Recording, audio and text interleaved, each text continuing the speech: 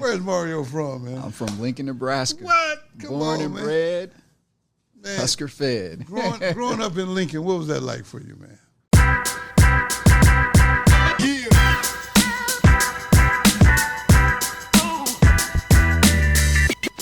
Welcome to the Look Like Somebody podcast. Man, I'm your host, Ricky C. Simmons, but I want y'all to hit that subscribe button right off the top. Let's get that out of the way because got a great show lined up for you, but I want everybody to get this message. So hit the subscribe button and just know for the ones that already have done that, I appreciate your support. And we're going to get right into it, man. Today I have a guest. It's like a little brother to me. And I really want y'all to get to know this young man.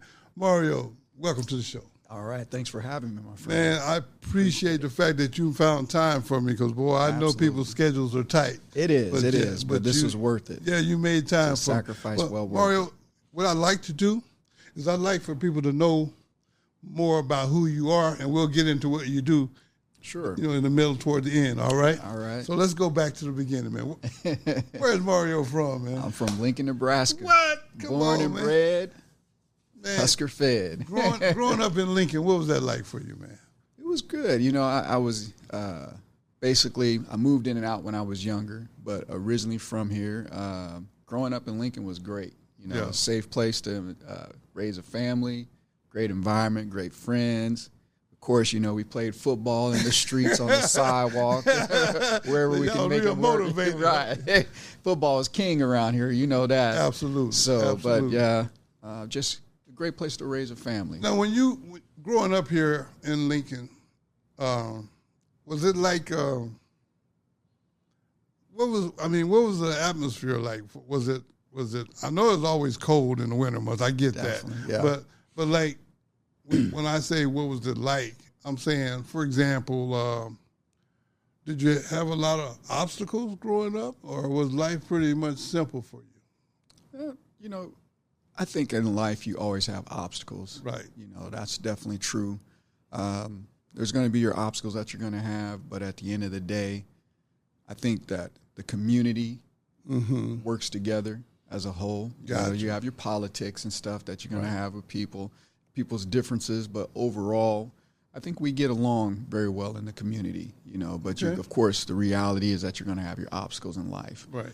You know, and I thought about that because growing up in the South, I knew there were certain challenges, you know, that I didn't seem to see once I got to Nebraska. It was a lot different. Right.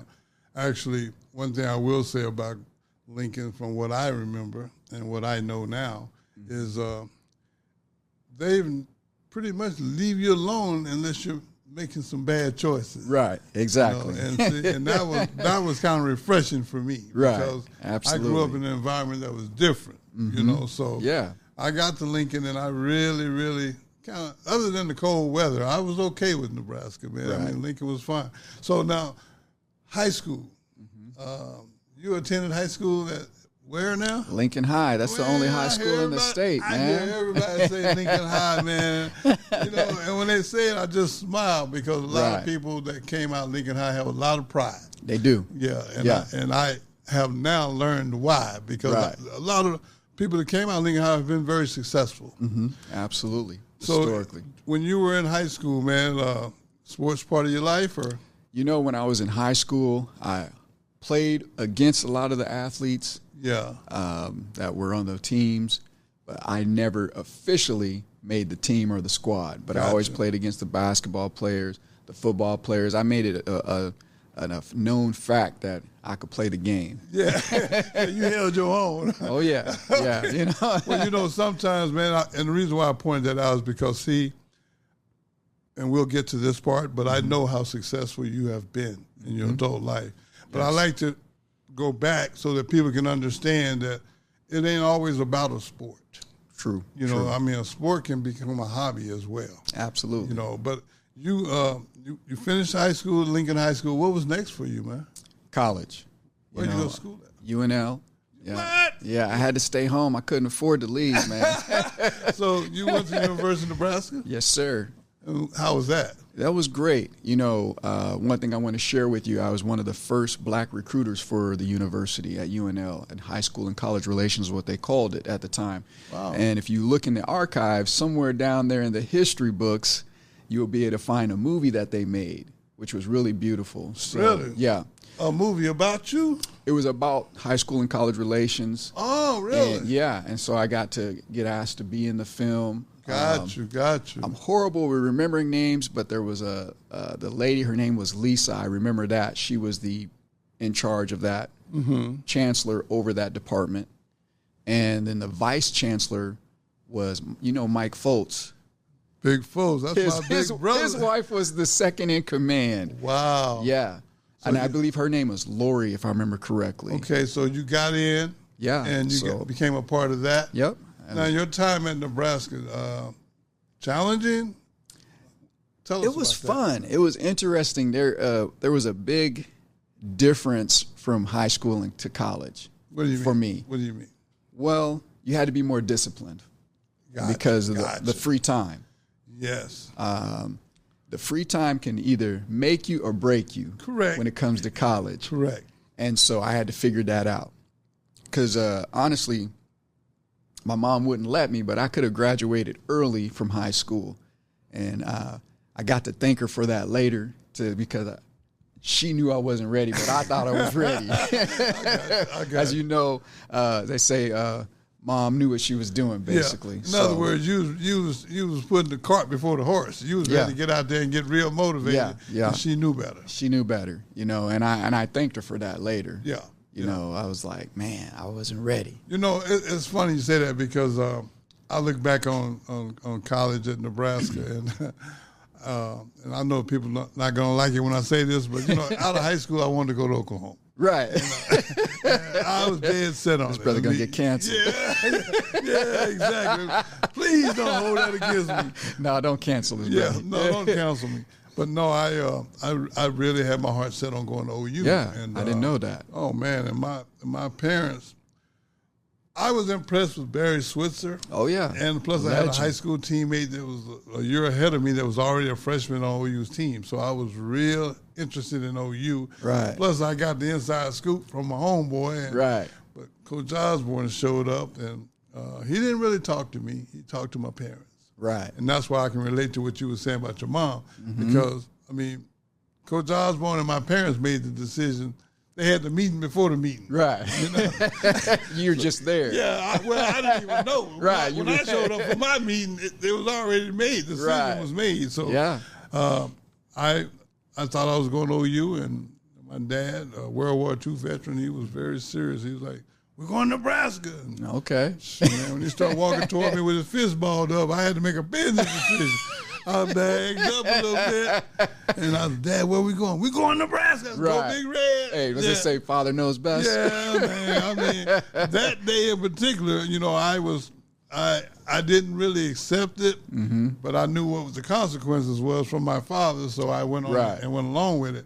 But I have since recanted it, and I will admit that it was the best decision I never made. As you say, you look back and you're able to see that. Right. Well, hindsight. Right. Hindsight is 20/20, as they say. And seeing that thing right there kind of really made me appreciate when you said your mom knew. Yeah, she knew. Not to let you graduate early. Yeah. Because she knew where your mind was. Right. And the thing is this, I'll share a little more about that on that story. So I'm originally from Lincoln, and I was blessed. Now I see that to move to different states. And at the time, I didn't appreciate it. At that time, I was in Pontiac, Michigan. It's funny, I shared this story with my daughter just yesterday. She didn't even know that, my oldest daughter. And I was like in Michigan, and we were so far advanced from Nebraska to Michigan that they told me I can graduate early. And I was like, well, let's do that. And Shirley said, no. She knew better. She knew better. Yeah. She did the right thing. And so basically when I moved back to Nebraska, I had to take classes that I was already taking, so I aced those classes.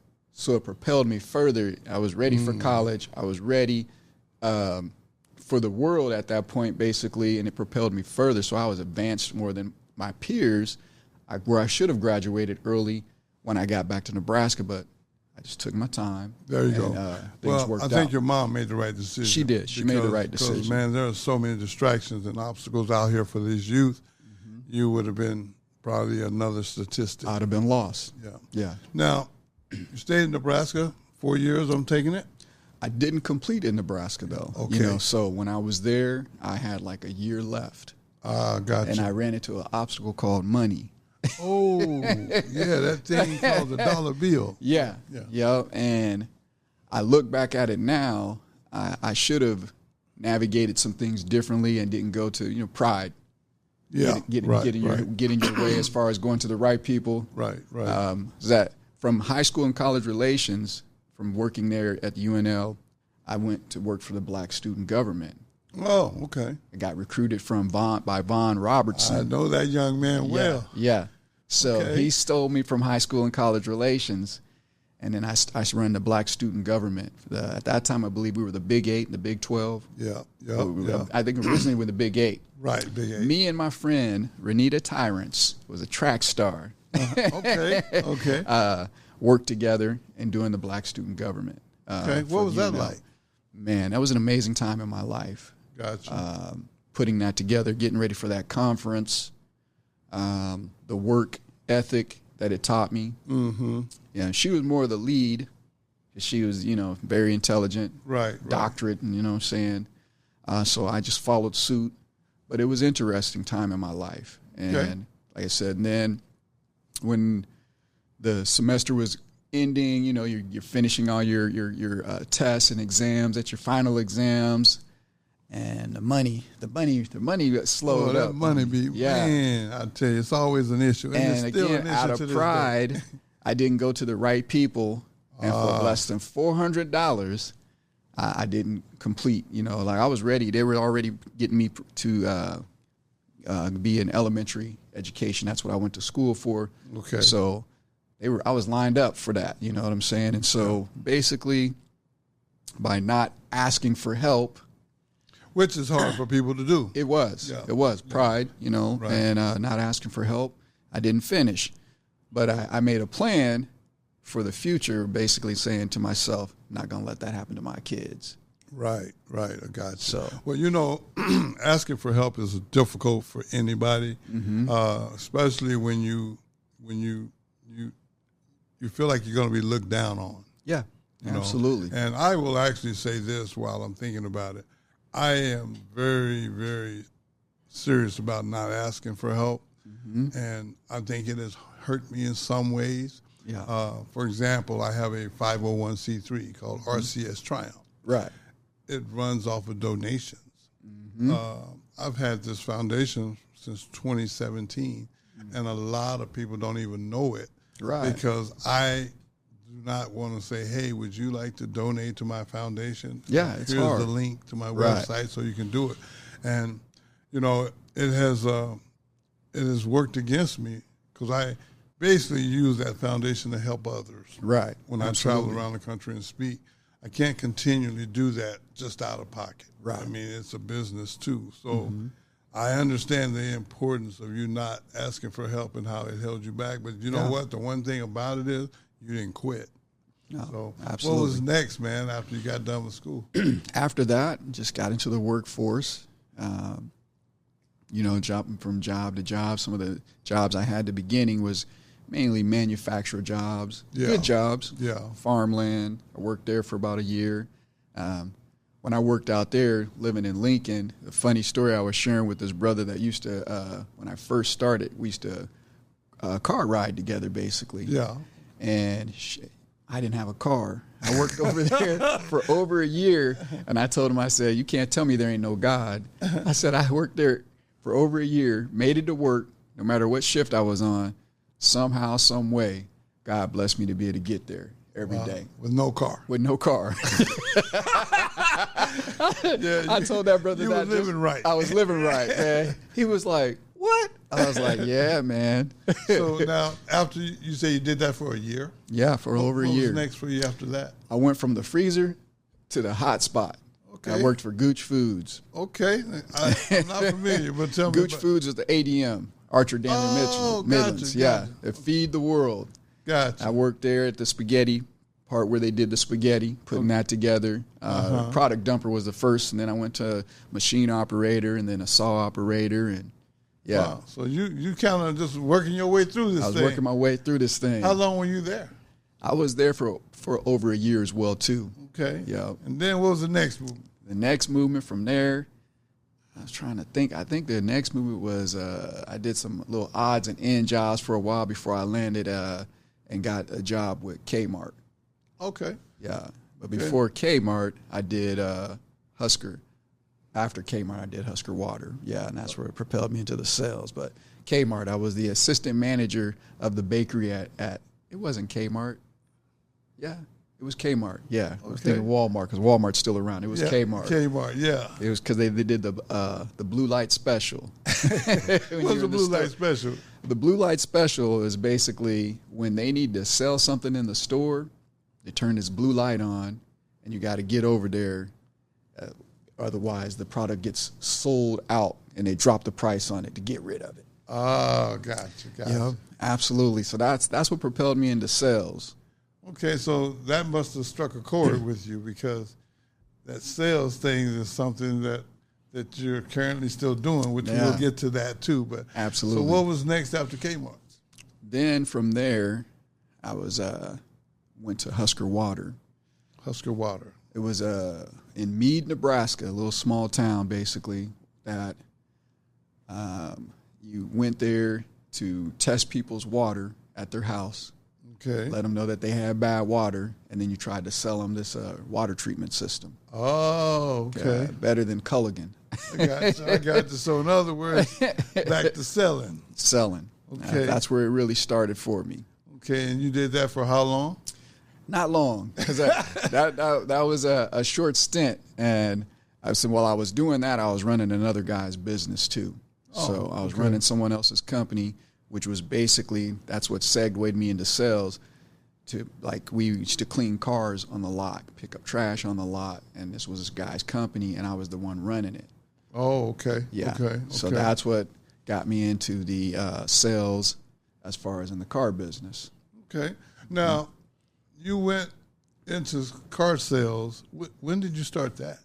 94, 93, right around there.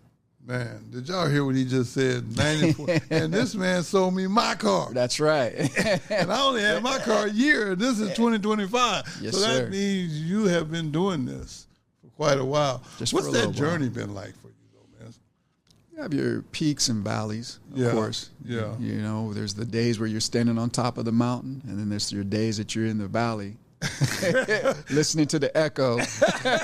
Wondering but if nevertheless, right, yeah, but nevertheless, during these years, I've been very successful. So that part I do know, and that makes you been in the business how long? Almost over 30 years. 30 years. Yeah, as long as my oldest daughter, has been old, as she always tells people. And how old is she? She's 32. So ever since she was a kid, you've been doing this. Yeah. Wow. Yeah. Well, I will tell you this, man.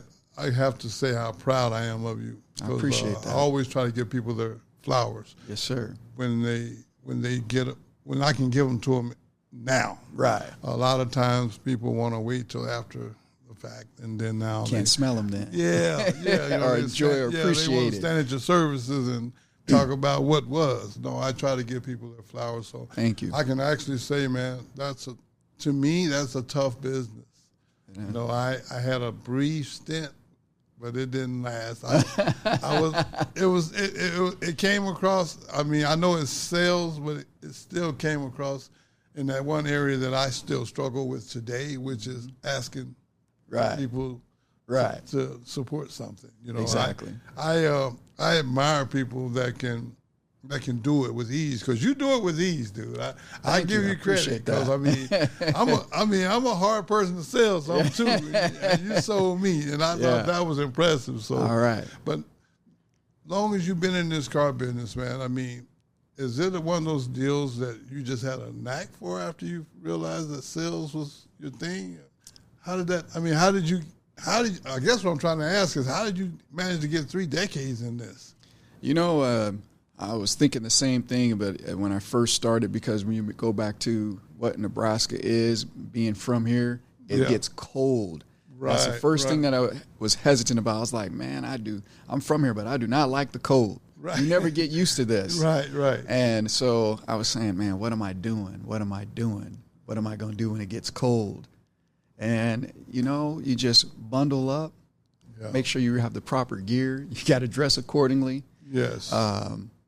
There was some obstacles there with that cold, but eventually the good outweighed the bad as far as, you know, the reward, as far as the work, you know. Well, you know, I even though I know you're very successful to this very day on car sales, man, you still got that itch to hoop. Yeah. Because I don't want to retire. I'm gonna tell you that right now. Because I remember hearing you and my son was talking. Yeah. And he was like, "Yeah, Dad, I'm about to go hoop with Mario." I'm like, Mario ain't gonna let it go. I can't let it go, man. I want to walk away from it gracefully. And Charles Barkley said this. He said, you know, you be playing against somebody you know you're better than them. Yeah. That's when you know it's time to retire.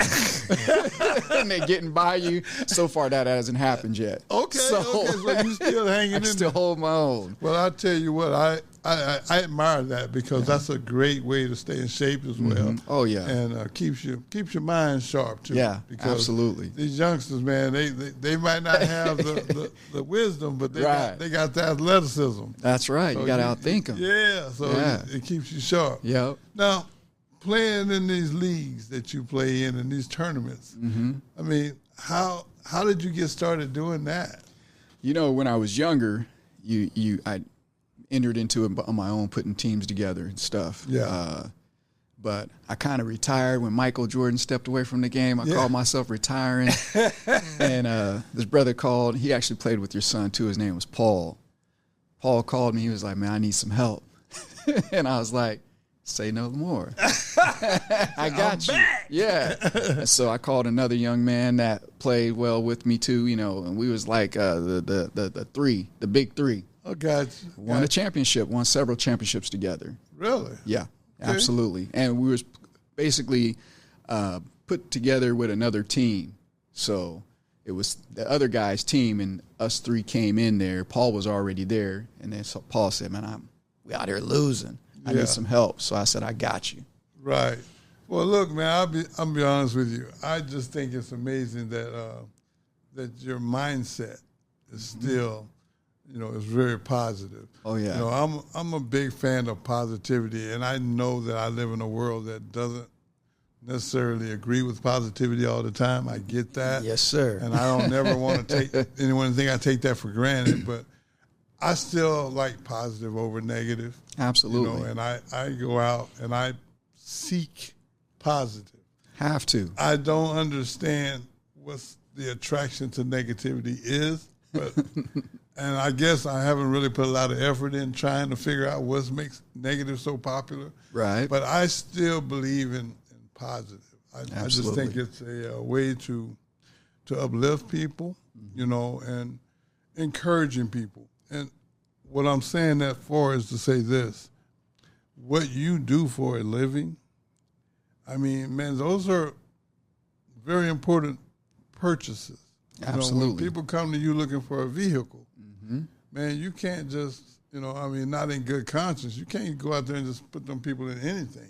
Absolutely. You know, you got to feel good about your product because people know where they got it from. Right. They remember that. And they also remember them car notes. That's right. So they be like, wait a minute, man, I'm making this car note, and, man, you done sold me this. Yeah. So how do you manage to deal with people in such a positive way, man? I mean, because that's like an art and a skill itself. Really, you just have to, for me, it's important to help people and not hurt people. That's one of the things I always say to people. I'd rather, if I can't help you, I'm not going to hurt you. Right. You know what I'm saying? So if I can't help somebody, it's okay to let them know that. But my whole focus has always been helping people, because one thing I look at is that, like you're saying, that bill comes once a month. Right. And it's something that I have to do too. I have to pay bills as well. Correct. So if I'm looking out for their best interest. It benefits them. I benefit from it as well because I'm helping people. And people will remember you. Absolutely. Yeah, because, I mean, you can get repeat customers. Absolutely. I mean, I've been trying to figure out, and this is a little off topic, but I got to say this. I've been trying to figure out how come none of my bills get lost in the mail. Yo, that don't never happen. Hey, Bill knows where you live. He knows where you at. Yeah. When the post office, when the mailman drive up to my house, I be sitting on the porch sometimes. I just look at him. I'm like, hey, man, I don't bring no bills over here. You know, oh, Ricky, I got you. No bills today. You know? Yeah, today. But man, I just making fun because I like humor, but I know how important the purchase of a vehicle is because even for myself, I travel a lot, you know, and I travel a lot in my vehicle. I will fly if I have to, but I prefer to drive. Me too. Yeah, I mean, and this is no offense against anyone that travels by air or whatever, or train, or bus, whatever. But anytime there's a lot of people, there's potential for some unhappiness. Exactly. And when I'm in a vehicle by myself, I usually can entertain myself. Right. You can control the environment, the atmosphere. That's a nice way to say it because I've been on planes where it seems like my luck's just not very good on planes. I hear you. You know, I always manage to sit where there's a kid behind me that likes to kick the seat. Yes, sir. Or I knew you were going to go there. Yeah. Or I got a kid over here that's, you know, that's an infant. Can't have no offense, but man, you're crying the whole flight. You know, exactly. So it's like, if I have a choice, I'd rather drive. Yeah. And I'm the same way, man. And I admire the fact that you're but I will fly. Yeah, I will if necessary. Yeah. Don't misunderstand. But the fact that you're selling these vehicles, you know, and you're standing behind the vehicles. Yeah. Because I've personally seen you stand behind what you sold me. And that's important. Yeah, and I want to say thank you for that. I appreciate publicly because a lot of times once they make the sale and they can't make no more money off of you, they're gone in the wind. Yeah, they look at you I got to share this with you. I was blessed and fortunate just this weekend, Nebraska. There's a connection there with the football team. You're from Texas. His brother that I sold a vehicle to is from Texas, and of course, you know, your name came up. Okay. And he is the defensive coach for Nebraska football right now, currently. Oh. Yeah, Ira Lewis. Okay. So I was blessed. I seen him in service.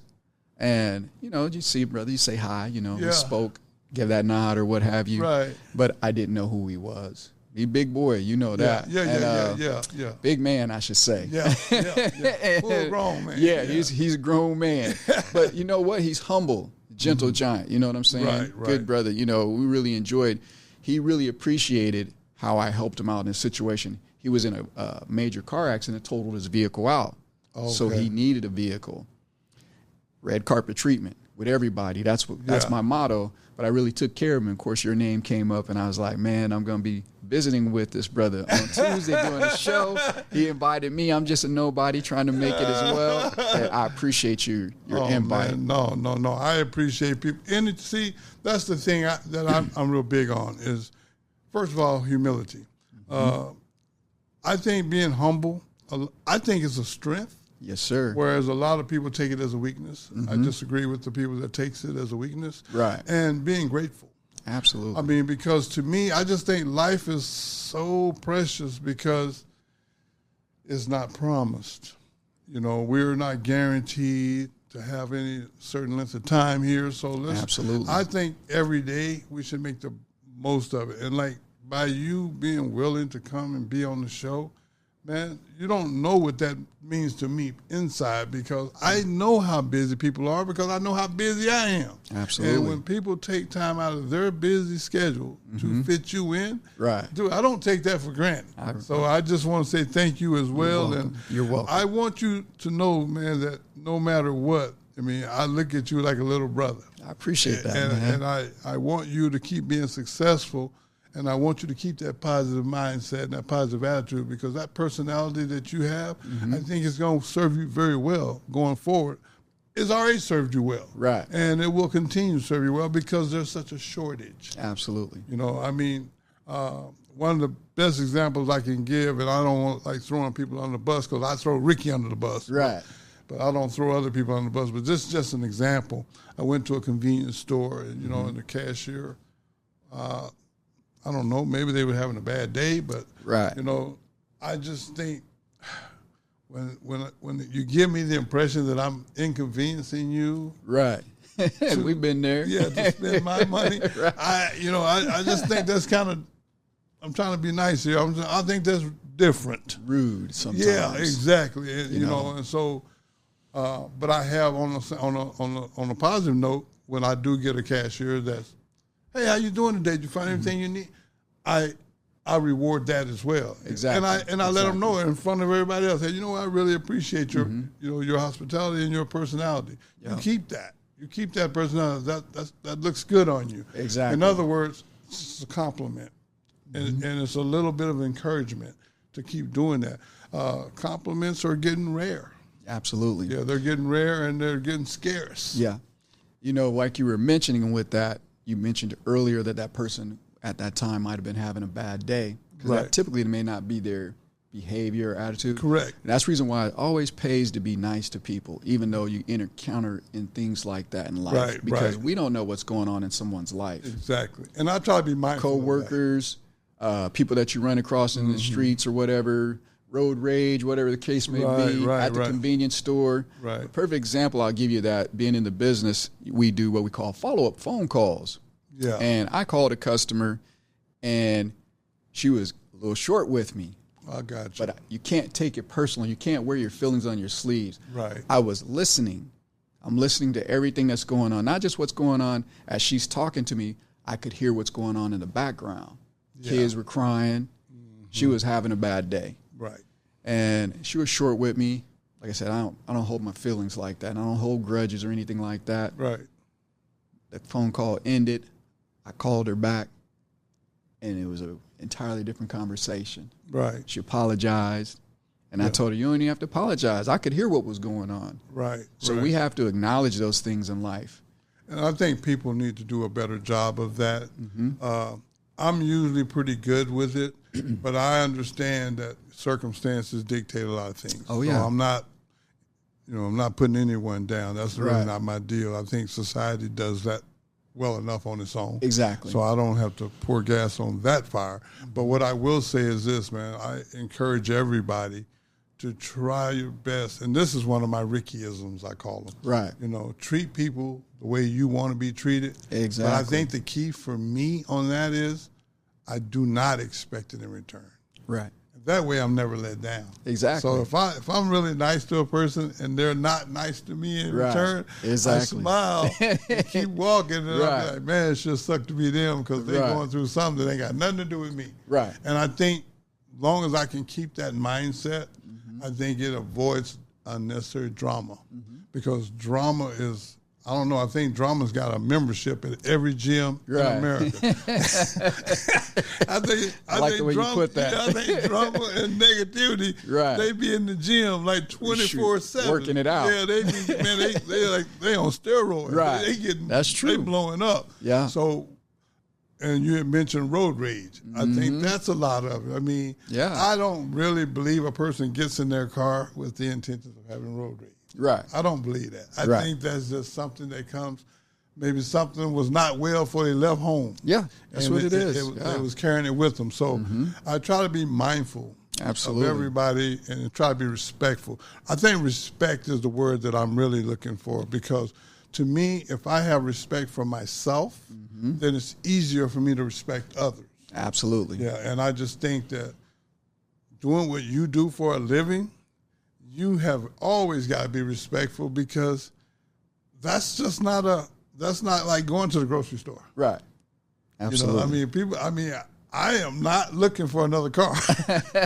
No time soon if I can avoid it. Exactly. But, you know, when people come into your place of business, you have to maintain a certain level of professionalism just to even relate or to have communication with these people. And people are quick to judge.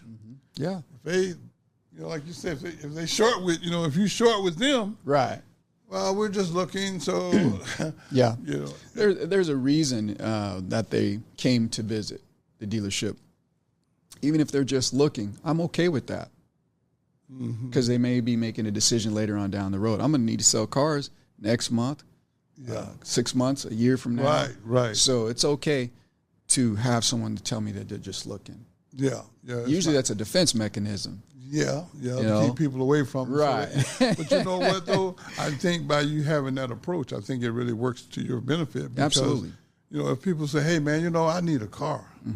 And if they ask me, I'm like, hey, man, you need to go check out my guy. Right. My little brother sell cars, man. He sold me my car. You know, absolutely. Basically, it's like word of mouth advertising that's that you didn't even have to ask for. But you're getting it because of how you treated me. Right. You know, and I'm sure that goes across many lines with different people. Goes a long ways. Yeah, especially if it's let's say it's a family that needs a minivan. I'm just making up a situation because they got a lot of young kids.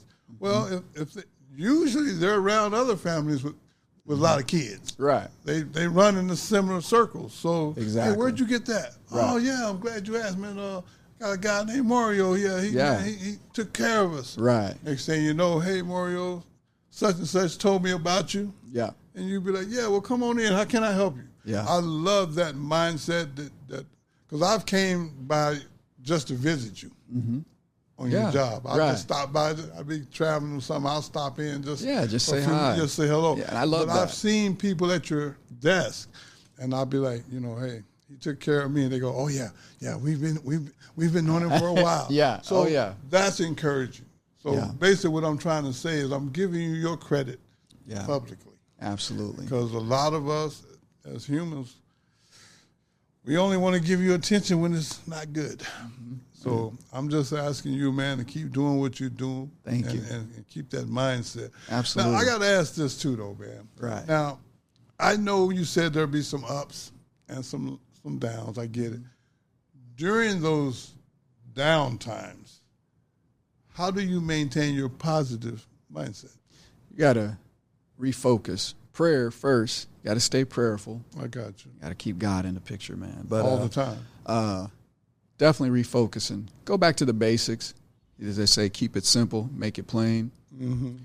Sticking with the basics helps because when you have your downtime, basically, whatever the case may be, it may not necessarily be you. It may just be the market altogether. Correct. So there's several ways to look at it. But, you know, I was just when you said keep it simple, you know, I got to thinking. First thing came in my mind is I'm always saying stuff when I go out and do speeches. Right. I always let my audience know that I ain't smart enough to do complicated. Right. I'm just not. I mean, I tried doing complicated. It didn't work for me. Right. I didn't like the consequences that came with being complicated. So I can relate to that, and I think that's a great strategy because basically that's this thing called life, man. It's very, very funny at times because we don't never know what the day will bring. That's right. I'm not psychic. You know, I know some people may be, but I'm not. So since I'm not psychic, I have to prepare each day as if, you know, just one day at a time. So Absolutely. to say, that's the mindset that I live by.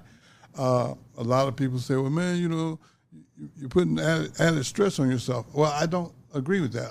I think by living simply day by day, I mean, yes, I have ideas of what I would like to do in the future, yes, but since I don't have a guaranteed contract that I'm going to see those days, I'm going to make the most out of today until I see that next day. And I think that's real important for what you do as well because you might have a week where you may not sell anything. I can share with you right now, it's funny that we're having this conversation. Last month is over with, which was May, and man, that month started out so slow. You start to question. And I was like, man, I already know God's got me. Yeah, so that's right. But it's just like, why is it, for someone like myself, who's used to rocking and rolling, and it's taking its time to get there, I was like, oh, man, I got to stay focused, not get down. Right. And then one Saturday, boom. There it goes. It just break loose. I'm so busy.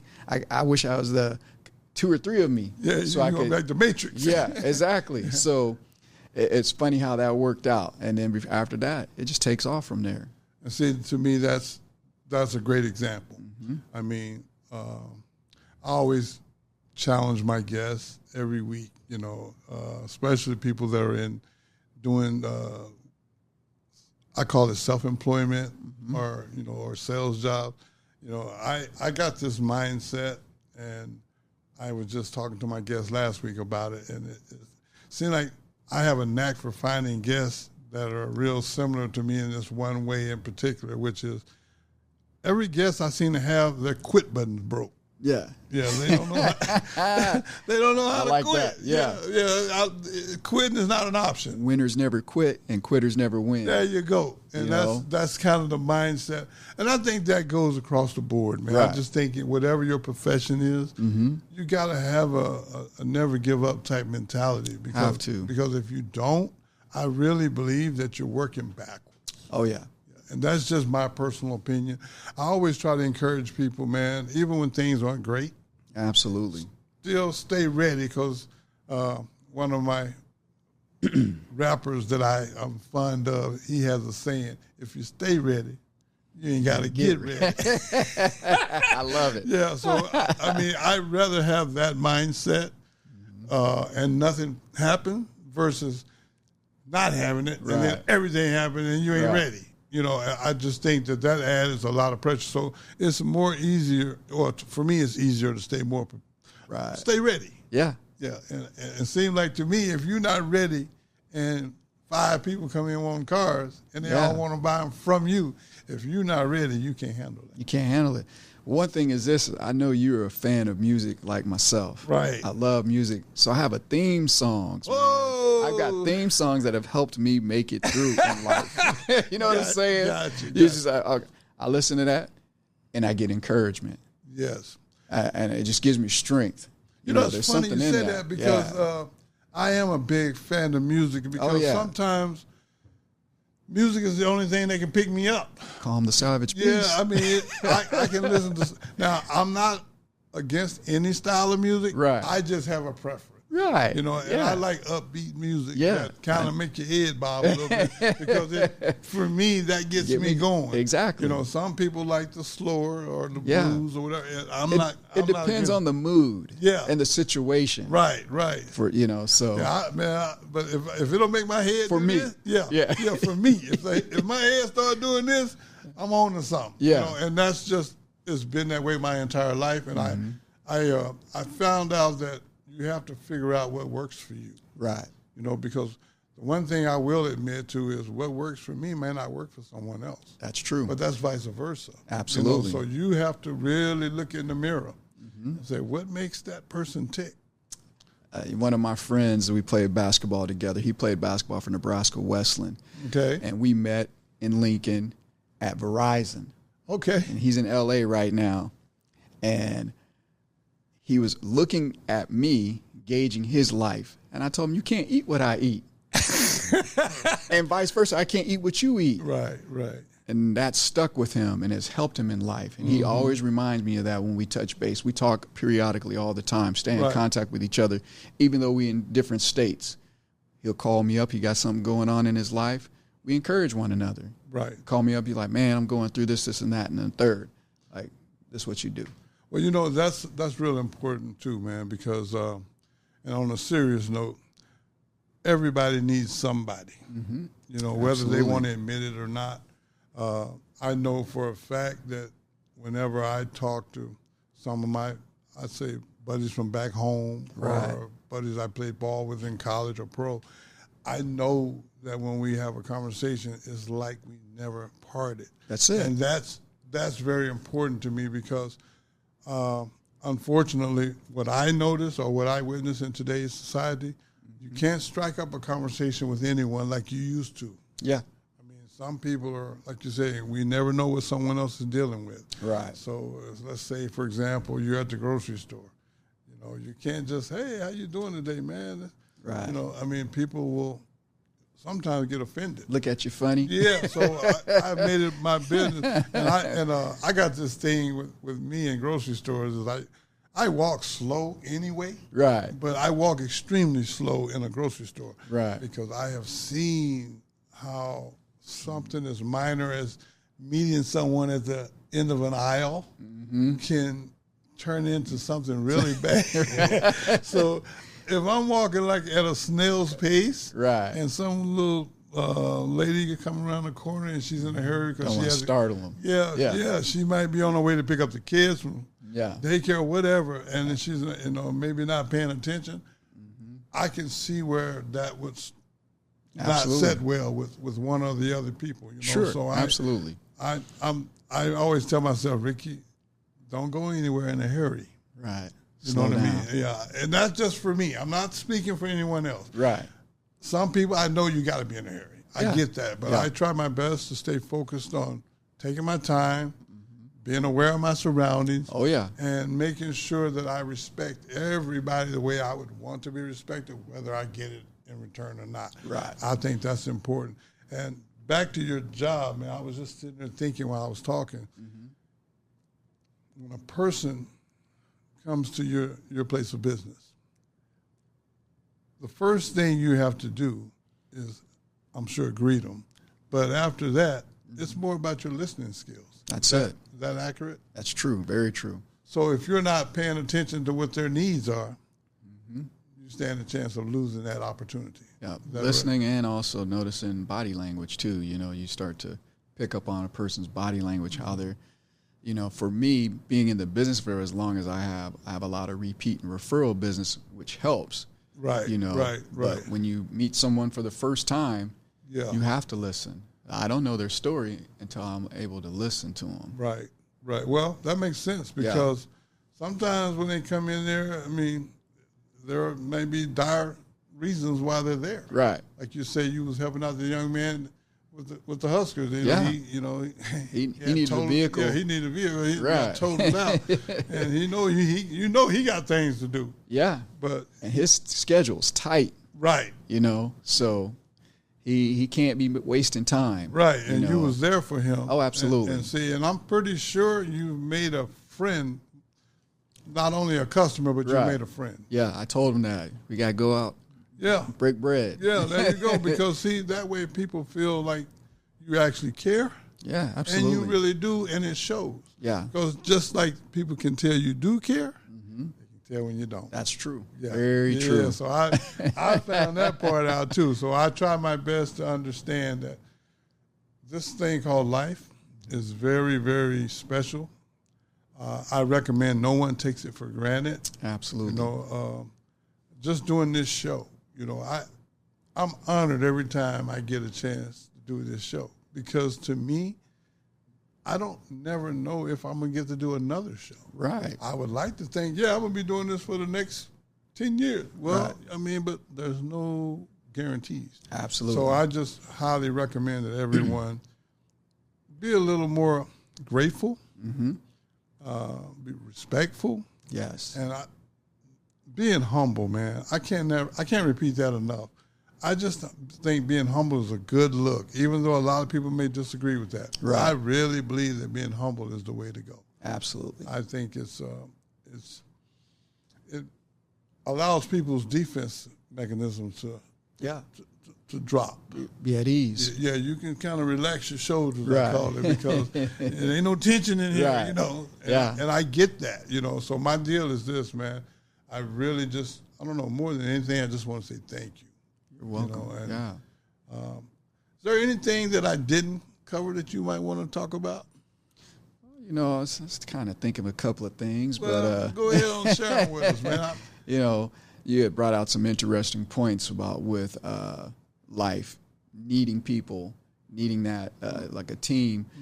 One of the things that I'm doing now, I'm teaching classes and stuff. I'm starting to teach in the church. Okay. And God has blessed me with that. But team doesn't stand for tell everybody about me. Don't steal my stuff, Ricky. I'm stealing that one. That was stolen already. Yeah. I know it's already out there. But a lot of people think that. Right. And we need one another to make it in life. Right. When you brought that up, I was thinking about the footprints in the sand. When a guy was going through life and was at the end of his life and with God basically and having that talk with Jesus, how he's seen when it got tough in life, he was like, I noticed there was only one set of footprints. Right. Correct. And God had to let him know. That's when I was That was me walking. Those weren't your footprints. Yeah, I was carrying you. I was carrying you. Yeah, I agree. And a lot of times in life, as human beings and stuff, we lose that connection of helping one another, or people wanting not to ask for help, like you said, pride get in the way. So we have to be careful of that.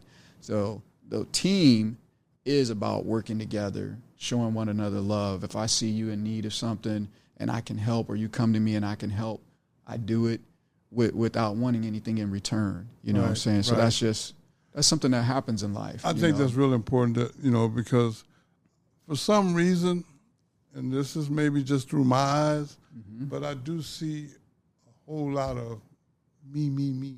Oh, yeah. And it's all about me. For a living, I go around the country speaking. Right. I don't go out and speak just because I don't have anything else to do. I simply go out and speak because I actually want to see other people not make some of the bad mistakes I made. Yep. And if I can help one person per speech, mission accomplished. Exactly. So see, I can relate to that. It ain't about me deal. A lot of people, especially in when I'm talking about the addiction piece, for example. Right. A lot of people that have had addiction issues, once they get them in their rear view, they don't want to talk about them no more because it's like, I don't want nobody to know about that. Right. But I mean, I'm coming up here on 16 years, clean and sober. Man, that's a blessing, man. Well, thank you. But, I'm saying that to say this. Even with 16 years clean and sober, I'm not hiding it. Right. Because I'm ashamed of it. Right. I'm using it to try to help others. And I just think that's real important. So always treat people, I'll say this again, always treat people the way you want to be treated, but do not expect it in return. Right. I just think that's so important because the minute you start expecting it in return and it doesn't happen. Disappointed. Man, now all of a sudden everything feelings hurt. Yeah, everything goes sideways. Down. Right. I mean, and it could have been avoided. Yeah, absolutely. By just making some choices. I'm sitting here thinking, man, while we're talking, I'm like, wow, this guy drove up to be on the show, and I know he got other things to do. Yeah, I can't put enough emphasis on the fact that I'm appreciative. I'm grateful. Because sometimes, man, we just take too much for granted. Absolutely. Yeah, I mean, the weather wasn't as favorable. The sun wasn't shining today, Ricky. Look. Trust me, I was on the interstate looking. I was like, man, this ain't the best day. But you know what? It is. It is a good day. The sun is still shining. Yeah. It's just right now we don't see it. Yeah, it just got a little cloud cover. But I really believe in my heart that this is going to be one of those days where I'm going to look back on it and be like, man, that brother drove up in bad conditions to be a part of my show. And I will never forget that, because I appreciate that, man. Make it my business to not take things for granted. It was well sacrificed, well worth it. It's an honor to be here, a pleasure. And I'm just happy to be here, seriously. But you know what? I do want to touch on something else, too. Your drive for staying athletic. I mean, I know you're a young man. I get it. But, man, I'm looking at the fact that me personally, if you see me running, you run. Right. There's a tragedy happening somewhere. So your running days, you're not doing it intentionally just to be running. If I'm running, something's going on. Right. Yeah, because something bad is happening. Exactly. Yeah, but the fact that you have the desire, man, when you do get some downtime, you have the desire to go out and still play ball. Man, it's just I admire that because I ain't lying, dude. I don't run nowhere. I admire that. I don't know what drives you, but the love of the game. Yeah, the love of the game. You know what's funny is that people that know me, my first true love is what you mastered. It was football. That was my first true love, man. I thought I was gonna be Tony Dorsett. You know what I'm saying? Marcus Allen. Yeah, so you know, do big things. Man, yeah. I love football. That's really my first love, football and boxing. And then I was just like, you know, I'm not no big man, but I'm a man. Yeah. And we were playing, you know, I was first string. I started. Yeah. You know, I wasn't on the side, you know. But I was telling someone this just yesterday. I said, man, these brothers is really trying to hurt each other out here. You know, you played. Yeah, right. So, and that's what made me was like, longevity. That's what this body is looking for, is longevity. Right, right. So that's what pulled me away from it, the love of it. And I was like, man, I couldn't play basketball to save my life. I was like, I got to get this thing down. And then I start working on it. And lo and behold, I didn't know this, but my dad was a great basketball player. He was the man at Lincoln High. Oh, okay. Yeah, you know, he could play. And had the rep on the streets, he could play. And I was like, okay. I didn't know that. And so that's where it came from. It was in the genes somewhere down there in that DNA. Yeah, yeah. And so I was like, you know, this basketball thing is starting to work. It's warm inside this gym. Yeah. Well, I'll tell you one thing about football, man. I don't really talk a lot about sports. A lot of people don't even believe me when I say this, but I've never really liked football. It was just a deal my father and I made when I was in like the 5th grade that got carried away. Right. You know, I mean, 5th grade, my dad approached me with, hey, man, I was a pretty good football player in my day. If you play football, I'll get you these little things you think you got to have. Right. Well, the 5th grade, man, that's this new bicycle I've been looking at. Exactly. So I did it, you know. And then in high school or middle school, I started noticing girls a little differently. Right. But didn't have no game. So play football, get the latest gear. You know, you can adjust your walk a little bit. Right. Got a girlfriend. Well, exactly. In Texas, at 16, you get a driver's license. And I just started laughing because I wanted a car so bad in high school, but I didn't know how to ask for it. So I went out for the high school football team, made the team, and got the car. Right. But what I didn't tell a lot of people is I'm allergic to contact. Right. So I don't want to be touched. Right. And you playing football in the state of Texas. The South. I grew up in the South a little while. We played tackle. Yeah, it's serious. Wasn't flag. No, it was serious. So what I'm trying to say to you is this, man. The fact that you got that love, I admire that. Because I've never really had that love. Yeah. You know, and I don't, like I say, I look at things so much different now. Right. You know, and again, man, I'm gonna wrap this show up with saying this. Thank you. You're welcome. I admire you. Yeah. I'm honored that you're my little brother. Yes, and, glad to be. And I feel like this is going to be that way forever. Absolutely. And also, I want to encourage everybody that's listening, please hit that subscribe button. And I'm going to close it the same way I do every week. Every day you blessed to see, you got to look like somebody and do that for yourself. Exactly. Thank you, man. All right, my brother. Thank you for having me. Oh, man, my pleasure. Yeah.